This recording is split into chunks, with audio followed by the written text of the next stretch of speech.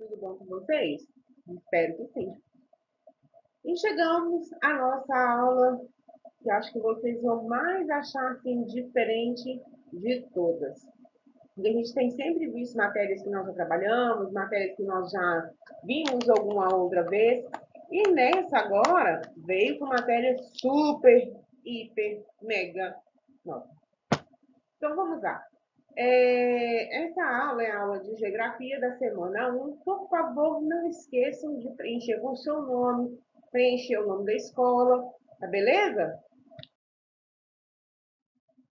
Então, a nossa unidade temática dessa semana é sobre o mundo do trabalho. Então, nós vamos falar de algumas formas de trabalhar. Tem a artesanal e a forma industrial. A gente vai estar falando sobre as duas maneiras de trabalho. E tem uma coisa super interessante. Olhando aqui em cima, ó, no cabeçalho, por favor, preencher direitinho. Tá bem aqui desse lado, ó. Tava apontando errado. Tá desse lado aqui. Lá em cima, o nome da escola. Lá embaixo é o nome do estudante. A turma, o turno. Preencher tudo bonitinho, tá bom? Então, vamos lá. Como essa aula, a maior parte das atividades são respostas pessoais, esse vídeo de explicação também já vai ser para correção, tá? Eu vou dar dicas para que vocês possam estar preenchendo a atividade. Então, vamos lá. Qual é o tema? Mudanças na produção e no trabalho. Então, a gente vai falar sobre o trabalho que começou artesanal e depois vai ficando tudo mecanizado, tudo industrializado. Antes do surgimento da indústria, a matéria-prima era transformada em um produto por meio de artesanato. Então, antes, tijolos, por exemplo, eram fabricados por mãos, por pequenas quantidades. Agora, existem fábricas de tijolos que fabricam 2.000, 3.000 tijolos ao mesmo tempo. Então, o que era antes fabricado por um número menor, né, porque era feito tudo ali amassadinho ali na mão, né, passou a ser fabricado em massa, quer dizer, acima de 2.000, 3.000 peças por vez. Na atividade artesanal, predomina o trabalho individual, é aquele que você trabalha sozinho. E muitas vezes a produção acontece na casa do artesão ou em uma pequena oficina. Geralmente as pessoas tiram ali uma garagem ou um quarto de casa onde eles trabalham. Seja um trabalho feito com tecido, no caso da costureira, ela tira um quartinho, né, um cômodo dela e vai trabalhar com a sua costura. Seja com artesanato tipo pessoas que trabalham com cestas, que fazem esteiras, que hoje em dia são pouquíssimas pessoas que trabalham com isso, porque a fábrica começou a fazer até essa produção de esteiras. Muitas vezes a produção acontece na casa do artesão, que eu acabei de falar para vocês, ou em uma pequena oficina, com o uso de equipamentos simples, como agulhas, tesouras e martelos. Nem tem muita gente hoje que ainda trabalha com fabricação de pequenas peças. Aqui na nossa cidade, com madeira, que é artesão, eu conheço dois. Então, nem vou citar o nome deles para não ficar feio, né? Mas tem dois aqui que trabalham com madeira, trabalhando ali com o martelo, trabalham com as ferramentas, né, manuais. E temos pessoas que trabalham com madeira aqui, que trabalham como se fosse uma grande fábrica, né? Mas é uma fábrica de pequeno porte. Voltando ao texto, a partir do século XVIII, o uso de novas tecnologias na fabricação de produtos fez com que a produção passasse a ser realizada em fábricas, onde ficavam as máquinas e os operários que recebiam um salário em troca de seu trabalho. No começo da industrialização, os operários trabalhavam cerca de 16 horas. No começo, na industrialização, os operários trabalhavam cerca de 16 horas, como nessa imagem aí abaixo, tá? Na imagem, os operários em uma fábrica de ferramentas na Alemanha no século XVIII. Vou mostrar para vocês agora, porque primeiro eu quis deixar esse do artesão, para vocês verem, ele trabalha sozinho, ali fazendo vaso, né, de cerâmica sozinho. Esse que eu acabei de falar para vocês da fábrica é esse aqui. Reparem a diferença daquele outro, onde o artesão está lá modelando a cerâmica, e esse, onde as pessoas estão amontoadas, trabalhando todo mundo junto na fábrica. Hoje, a lei não permite mais trabalhar mais que 8 ou 10 horas, né? Antigamente, se trabalhava 16. Olha para vocês verem a injustiça. Se um dia tem 24 horas e eles trabalhavam 16, quantas horas sobravam para eles terem descanso, para almoçar, para conviver com a família? Deu para perceber que é só um pouquinho? E eles não tinham nem como reclamar, eles não podiam reclamar. E o salário também era merreca, era pouquinho. Hoje em dia, a gente tem uma carga horária de trabalho um pouco mais flexível, porque a lei não permite mais trabalhar 16 horas.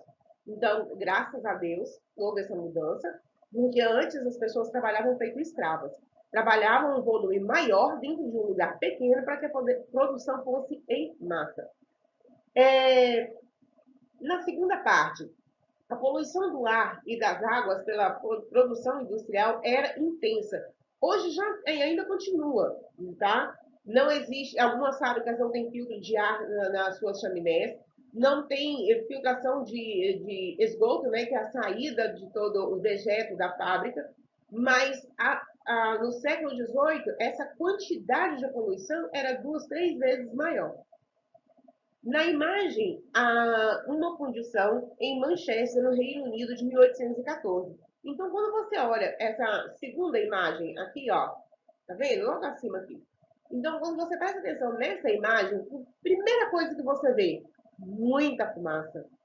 Muita fumaça. E no meio dessa fumaça, vem restinhos, né, de sujeira que fica agarrada nas chaminés. E isso contaminava as pessoas, causando sérias doenças respiratórias e alergias. Então, a poluição, além de ser no ar, também era no solo e na água, tá? Isso aí nós vamos ver também em ciências, porque essas matérias de ciência, história e geografia, elas vão ficar bem interligadas, porque uma vai explicando a outra, né? Essa aqui em geografia está mostrando para vocês a chegada das fábricas. Na história você vai ver quando elas se originaram e o porquê elas se originaram. E lá em ciências você estuda a poluição que todas elas causaram por falta de conhecimento das pessoas, tá bom? Nas linhas de montagem, o que acontecia nessas linhas de montagem? No início do século XX, muitas indústrias passaram a implantar uma nova forma de produção, que é a linha de montagem. Isso foi considerado um avanço e fez com que as indústrias fabricassem grandes quantidades de um mesmo produto em tempo bem menor. Então, quer dizer, se antes o trabalho artesanal, um artesão fabricava uma panela por dia, agora na fábrica iam ter 50. Vocês estão entendendo a diferença entre o trabalho artesanal e o trabalho industrial? O artesanal é feito em poucas quantidades, já o industrial em uma grande massa. Na linha de montagem, o operário realizava a mesma tarefa ao longo do dia. Então, ele ficava o dia inteiro, parecendo um robozinho trabalhando, fazendo a mesma coisa, né? Por exemplo, se ele, no caso da panela, se ele se especializou em cabo, ele ia trabalhar o dia inteiro fazendo cabo de panela. Se ele se especializou na parte de desamassar, né, dar aquele lustre, deixar ela retinha, ele ia fazer aquilo o dia inteiro. Então, olha só, quando se trabalha em casa, trabalha no artesanal, no manual, ele faz vários tipos de serviço, fica menos cansativo e menos estressante, né? Mas ganha menos. Quando ele passa a ser um operário e trabalhar na fábrica, ele passa a trabalhar num serviço repetitivo, o dia inteiro na mesma coisa, né? Só que ele tem um salário fixo, né? Então vamos lá.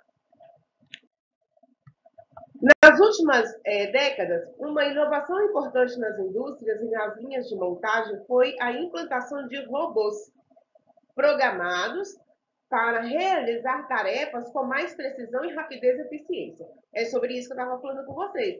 Então, quando as fábricas vieram e elas com essas partes, né, de substituir o homem por robôs, eles ganharam uma vantagem muito grande. Porque, por exemplo, as montadoras de carro que vocês estão vendo aí, tem uma montadora da fábrica Willis, E da outra foto aí, é uma fábrica com robôs. Numa com homens, que é essa em preto e branco, e nessa outra colorida, logo aqui no meu lado esquerdo, aliás, no meu lado direito, né, para vocês, aparece em vermelho, são robôs trabalhando. Então, assim, antes, na fábrica, levaria mais ou menos aí uns 3 ou 4 dias para se montar um carro com 20 pessoas trabalhando.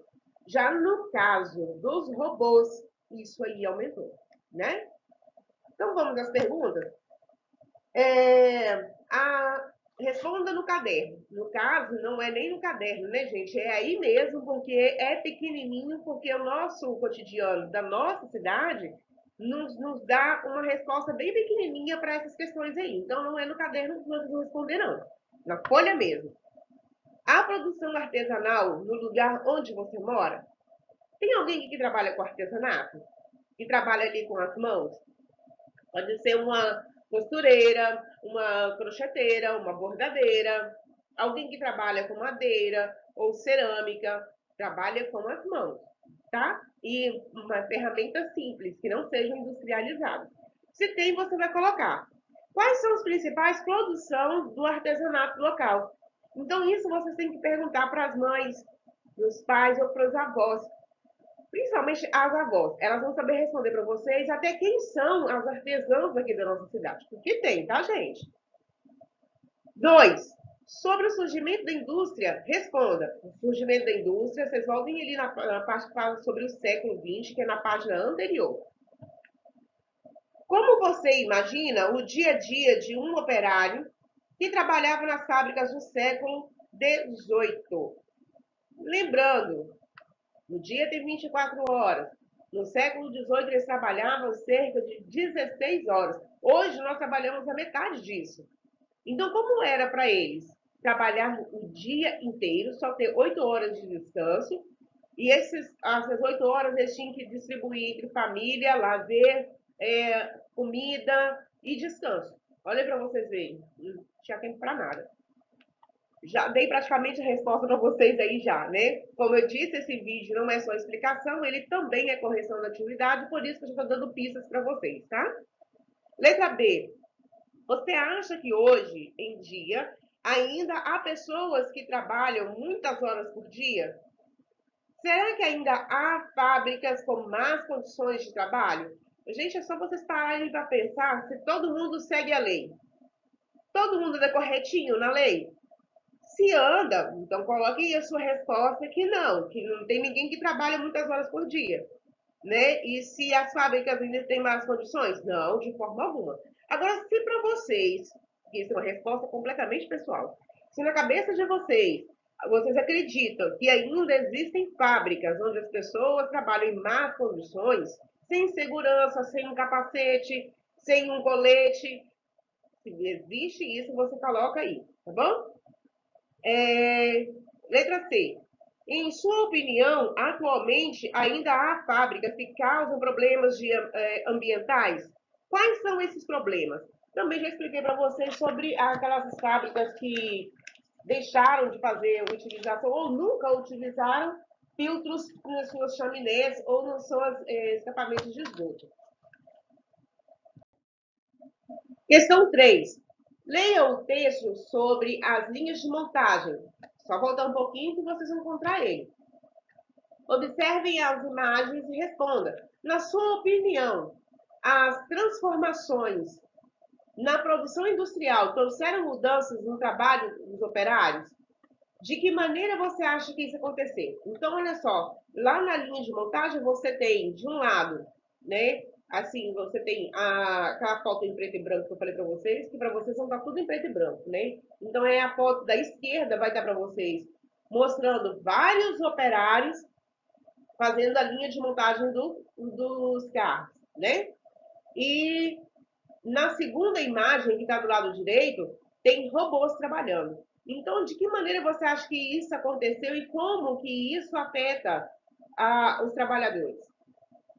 Letra B. Por que a utilização de robôs e máquinas modernas nas indústrias pode gerar desemprego? Por quê, gente? Só vou dar um conselho para vocês. Estudem, e estudem muito, senão isso aqui vai acontecer com vocês, né? A troca do ser humano por robôs. Questão 4. Observe o mapa abaixo e responda. Quais são os estados brasileiros com maior concentração de indústrias? Ô, gente, se vocês observarem o mapa, vocês vão ver que são 3 ou 4 estados que estão bem grudadinhos um no outro, que tem uma concentração bem grande, tá? Eu vou falar para vocês que a maior parte está na região sudeste. Letra B, quais são os estados com menor concentração de indústria? Então, vocês vão subir e vão ver no mapa que tem lugar aí que praticamente não tem indústria, tá bom? Então, é só vocês prestarem atenção, já dei praticamente as respostas. Boa sorte para vocês, até o próximo vídeo. Beijocas carinhosas para vocês.